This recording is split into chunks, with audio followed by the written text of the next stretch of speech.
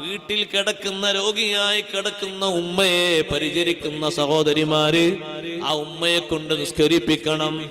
ഭക്ഷണം ഉമ്മ കഴിക്കുന്നുണ്ട്, ഉപ്പ ഭക്ഷണം കഴിക്കുന്നുണ്ട്, ആരെങ്കിലും വന്നാ സംസാരിക്കുന്നുണ്ട്, അതിനൊന്നും കുഴപ്പമില്ല. പത്രം വായിക്കുന്നുണ്ട്, സദാസമയത്തും ഗുളിക കഴിക്കുന്നുണ്ട്, പിന്നെന്താ കുഴപ്പം? കിടപ്പിലാണ്. ആ കിടപ്പിൽ വെച്ച് ഉപ്പ വിസർജിക്കുന്നുണ്ടോ? ഉണ്ട്. വൃത്തിയാക്കുന്നുണ്ട്. ഭക്ഷണം കഴിച്ചിട്ട് നല്ല ബുദ്ധിയും ശുദ്ധിയും പക്വതയൊക്കെ ഉള്ള ഉമ്മയും ഉപ്പയുമാണെങ്കിൽ ഇനി ശുദ്ധിക്ക് അല്പം കുറവും വിട്ടുവീഴ്ചയും വരേണ്ട സന്ദർഭങ്ങള്, വാർച്ചകളുള്ളവരാണെങ്കിൽ അതിനും വിട്ടുവീഴ്ചയുണ്ടല്ലോ.